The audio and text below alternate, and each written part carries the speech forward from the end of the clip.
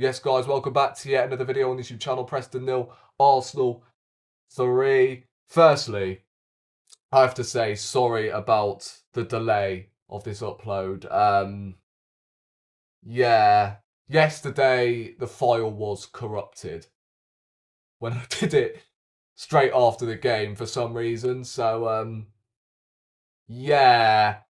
And today, you can tell it's pitch black outside, I know, but I've just not had any time to sit down and film a match reaction. So this isn't going to take long. I might ramble on for, say, 5 minutes just to speak about the game. And you know what?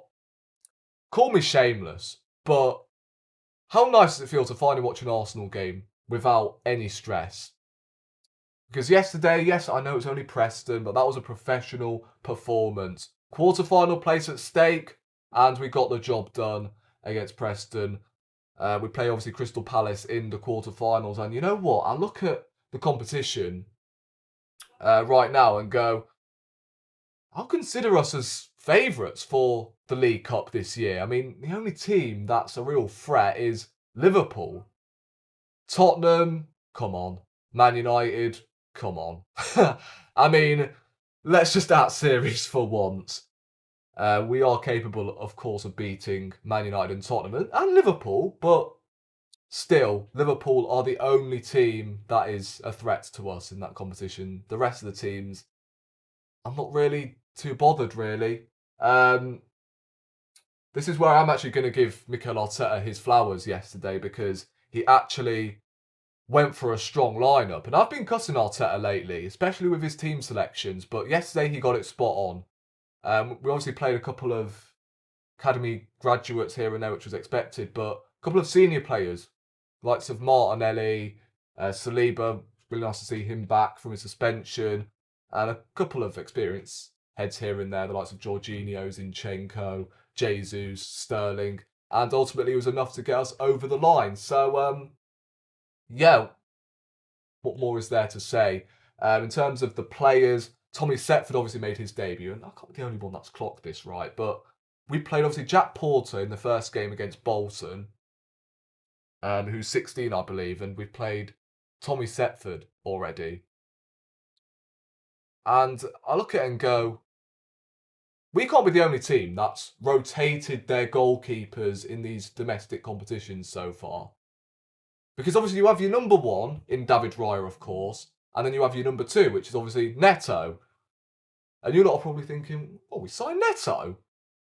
He's obviously cup tied, so he can't play. Unless if Raya picks up an injury, we're not going to see him until January, minimum, when we play, I don't know, in the FA Cup. So, yeah. Tommy Setford yesterday, I thought, was really good. Was very composed, made a good save in the second half, and kept a clean sheet, so I can't really complain with his performance. Kivior. Man bagged 2 assists, you know. He bagged 2 assists, which is rare nowadays. You don't see Kivior getting forward. Obviously, one was a flick on from a set piece, but the other was an absolute peach of a ball. Brilliant ball to Kai Havertz in the second half and made it 3-0. So I have to respect it still. Kivior, 2 assists. Let's hope he continues his consistency, but let's be honest, he's probably found his level. Ethan NWANERI, he stole the headlines yesterday. What a goal. That hopefully now has sent a strong message out to Mikel Arteta. Start him at the weekend. That finish, I don't even care. Sex is scrapped. This U is warm, I'm telling you. He needs to start. What more does he have to do to get a look in this team? Especially when Erdegaard, it's going to take a couple of games for him to really get going again. This is NWANERI's opportunity. In fact, it was his opportunity, I'd say, 3 or 4 weeks ago.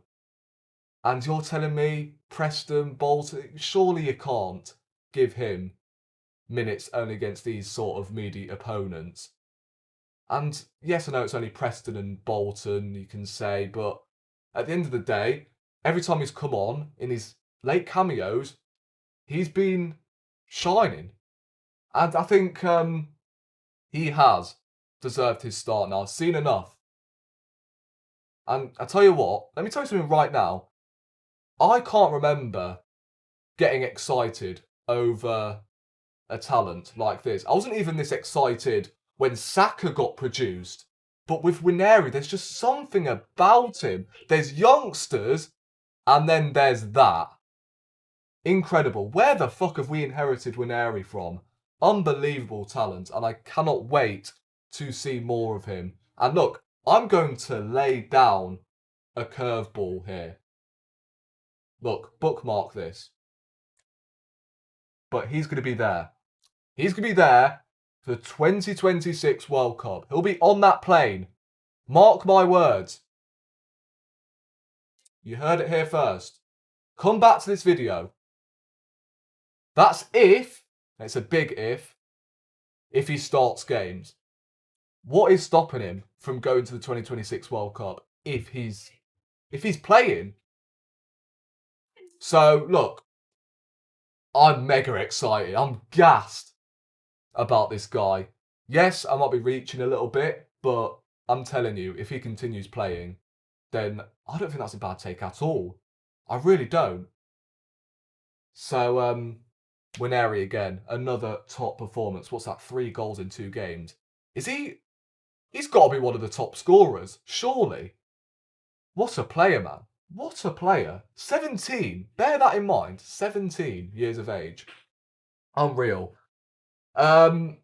Sterling, yesterday, I mean, first half, he was so frustrating. It's fair to say. So frustrating. Second half, when he moved out to the left, he actually looked a little bit better. And I thought he was actually very unlucky. It has to be said. With the clearance off the line and the keeper making a double save, I thought he was very unlucky, and I believe he created the most chances on the pitch yesterday. So I don't understand why Arsenal fans were cussing him yesterday. He wasn't bad, but he's not really done anything to justify a start right now. And obviously we've got to see better from Sterling than we have done recently. Yes, he's not had much game time, but still, you're an experienced player. And I thought this would have been the game. Against Preston, I wouldn't say he ripped up any trees, but he wasn't bad, as some people are making him out to be. Jesus, oh my days. First goal since January. And you know what? I'm happy that he's got that monkey off his back, because he needed it. Yes, he's not started a whole lot, but you're a number 9, and can't say there's not a reason Mikel Arteta has done so, Jesus. Because Havertz has scored more goals in these last 2 years than you have in your Arsenal career. So you can't say there's not a reason that you're getting dropped. But look, yesterday, got a goal, got an assist. Obviously, had that Jesus moment in the second half, which I'm not going to describe because I'll just let you guess where it went. Instead, I'll allow you guys to make your assumptions about that. Because, yeah, obviously, let's have that Jesus moment where he misses the odd chance, but he scored a goal, a good finish as well, and he bagged an assist. So, yeah, can't really complain with his performance. I thought Jorginho steadied things up in midfield. I thought did really well. Moreno came off at half time. I don't know whether that's an injury or the fact we want him to get rested for the weekend. I don't know. But he decided to come off for Partey, I believe. Zinchenko. I swear that's his first start since Wolves at the start of the season. I swear down, that's his first. That can't be his first start since Wolves at the start of the season. He is literally despawned from this Arsenal team. And I was shocked that he started. I thought we'd have seen Lewis Skelly. But no, we saw Zinchenko, obviously. And he actually had a decent game, to be fair to him. Kept things steady in midfield and was decent. The back four, I've already mentioned Kivior, 2 assists today. Saliba was just Saliba. And who was at right back? Oh yeah, Jurrien Timber. He came off at half time. It's nice to see us like managing Timber really well here, because he's had an injury lately, and it's nice to see him getting more minutes, and hopefully that's a sign of him starting at the weekend, and in fact we're resting him. So yeah, that's about it really. We progressed to the semi-finals, not the semi-finals, the quarter-finals of the Carabao Cup. We faced Crystal Palace, as I said at the start, and yeah, let's go all out for this competition. Why not? Yes, I know it may not be the Premier League or the Champions League, which is what we want, but at the end of the day, you're doing that at the end of the season, it's success. So, yeah, happy with the victory. Hopefully, against Newcastle, we replicate that, because we need 3 points. We cannot afford to drop any more points, because we're already 5 points ahead. 5 points behind Man City. We can't afford to drop any more, and Newcastle is a huge game. So no ifs, no buts. Get fucking 3 points. That's all I ask for. So thank you guys for tuning in as always, and yeah, I'll catch you in the next one. It's actually longer than I actually first anticipated. So yeah, you get a longer video. You're welcome. But in the meantime, on that bombshell, I'm out of here. Subscribe to the channel if you haven't already, and I'll catch you in the next one.